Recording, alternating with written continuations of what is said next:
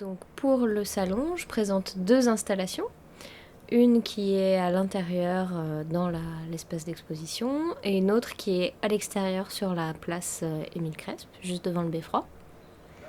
L'installation qui est à l'intérieur s'appelle Au bain. Elle est composée d'une grande peinture murale et de sculptures textiles sur des étendoirs à linge. Et dans l'idée, c'est le début d'un décor pour un film que je suis en train de développer, d'écrire. Donc là, rien ne sera filmé dans l'exposition, mais l'idée, c'est de pouvoir refaire ce décor plus tard ailleurs pour mon film. L'installation s'appelle Au bain. Elle traite de l'image de la salle de bain dans les médias, mélangée avec pas mal de références de l'histoire de la peinture, de photos de réseaux sociaux, de films, de publicités. Et donc tout ça est mélangé à la fois dans la peinture murale et sur les sculptures textiles. Et à l'extérieur, il y a une installation qui s'appelle les Échymoses, donc c'est des sortes de filets crochetés, de cagoules crochetées qui sont mises sur des statues en extérieur.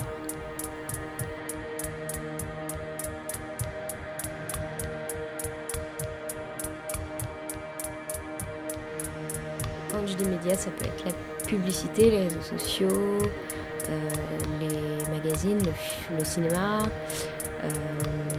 mais aussi parfois, même de plus en plus souvent, des images dans des peintures plus ou moins anciennes. Mon travail se situe souvent dans un rapport critique en fait par rapport à ces images. Je viens les reproduire en partie et les faire dégouliner, les faire grincer. Il y a l'idée de reprendre des images existantes qu'on connaît un petit peu, des typologies, des clichés et de les transformer. Mon travail se situe dans un rapport critique par rapport aux images, mais il assume aussi une part de désir, d'attrait dans les images. Moi, je pense qu'on n'est pas obligé d'être dans forcément une dualité binaire dans ce rapport-là, surtout dans une œuvre d'art en fait qui porte potentiellement de l'ambiguïté. Mes œuvres sont dans un rapport critique et à la fois assument une certaine part de fascination aussi pour les images.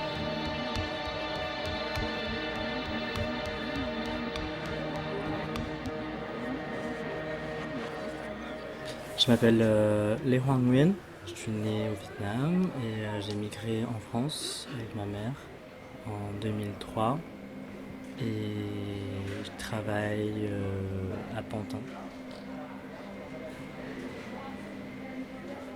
Pour le Salon de Montrouge, c'est une installation multimédia avec des éléments que j'ai collectés comme de l'eau de mer, de la terre, mais surtout des récits. Et j'essaie de faire cohabiter ces récits-là dans un espace. Dans mon parcours de migration, je me suis toujours posé des questions identitaires. Dans mon processus de recherche, ça passe beaucoup par des recherches liées à mon histoire personnelle, à ma culture, mais également à l'histoire de ces parcours. Et je suis tombé sur un article qui parlait de la mort de 39 migrants vietnamiens morts dans un camion frigorifique en tentant de la traversée de la Manche pour aller en Angleterre. C'est surtout par empathie, mais également de comprendre qu'est-ce que je ressentais vis-à-vis aussi de ces trajectoires-là qui sont plus ou moins similaires aux miennes, même si moi je me sens plutôt privilégié sur la manière comment je suis arrivé en France. Mais je me dis que ça aurait aussi pu être moi. Et donc du coup, j'ai voulu visibiliser en fait ces parcours-là, que souvent poussés par le fait d'avoir une meilleure vie, on est obligé à emprunter des trajectoires et des parcours précaires et violentes pour soit avoir une meilleure vie, soit aussi par solidarité pour sa famille, parce que souvent ces personnes-là, on les appelle les sacrifiés, parce qu'on part à l'étranger, mais c'est surtout pour travailler et renvoyer de l'argent à la famille. Et je trouve qu'il y a quelque chose d'assez triste là-dedans. Et donc, je pense que je cherche aussi à comprendre qui est réellement ma place et comment je me sens aussi, à travers ces parcours-là, qu'est-ce qu'elles reflètent aussi de notre société et comment moi je me situe dans cette société qui est très violente par rapport à la migration.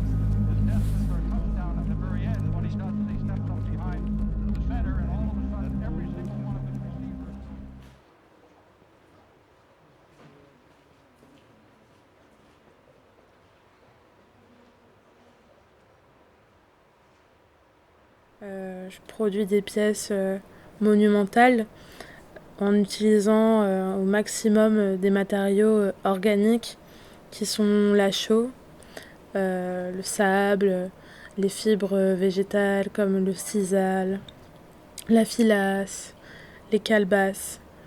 Et tout ça en essayant de m'inspirer au maximum de savoir-faire traditionnels et artisanaux qui appartiennent au Sénégal. Qui est un de mes pays d'origine.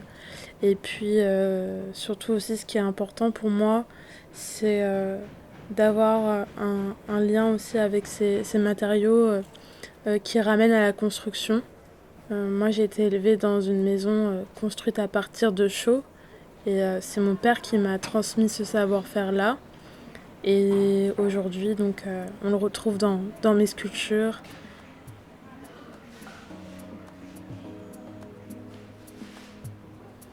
Mon installation pour Montrouge, elle s'appelle Un jardin pour ma mère.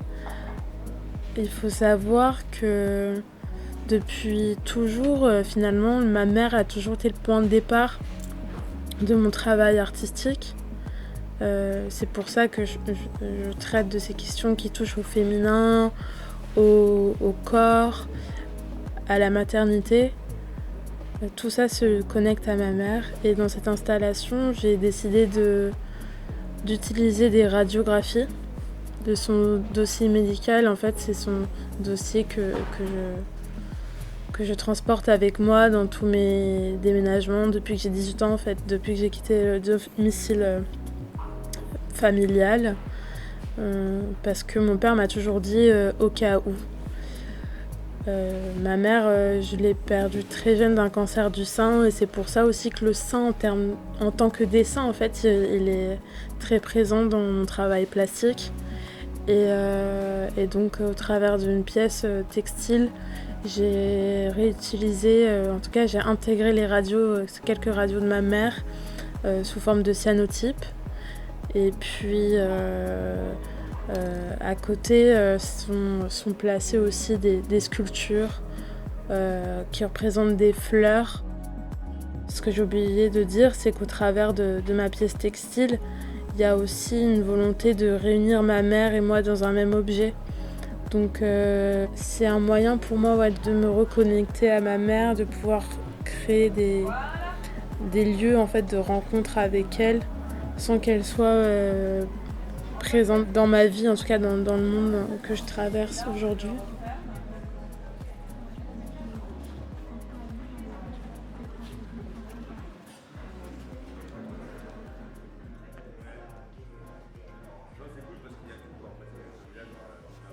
Donc je présente une réadaptation d'une œuvre que j'ai faite en 2023 qui s'appelle Digitalis. Et là, pour le Salon de Montrouge, elle s'appelle Digitalis Hybridation numéro 1. Et en fait, c'est une installation vidéo dans laquelle on a accès à différents jeunes, différents enfants, préadolescents, préadolescentes, qui souhaitent se transformer en fleurs. Et pour opérer cette mutation en fleurs, j'ai entraîné une intelligence artificielle. Et donc, c'est comme ça que la mutation se crée. Et l'installation est faite de 4 écrans. Il y a aussi des sortes de racines faites en métal. Il y a des fleurs que j'ai trempées dans le silicone. Et il y a aussi 2 impressions sur aluminium avec des écrans aussi, qui représentent plein de formes de mutation. Donc c'est comme si l'installation en elle-même mutait elle aussi.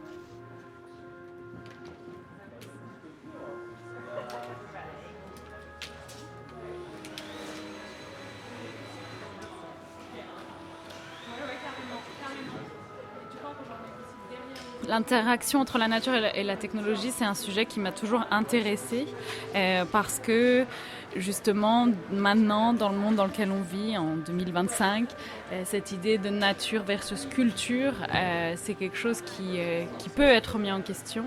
Et l'idée à travers la technologie, c'est vraiment de réfléchir à comment est-ce qu'on peut faire symbiose ou créer un nouvel écosystème avec différentes formes d'intelligence. Et bien sûr, j'inclus la technologie dans ces différentes formes d'intelligence. Donc il y a l'intelligence des plantes qui peut à la fois nous servir de modèle pour construire des technologies plus durables ou à l'opposé, se servir des technologies pour communiquer ou pour comprendre l'interaction des plantes.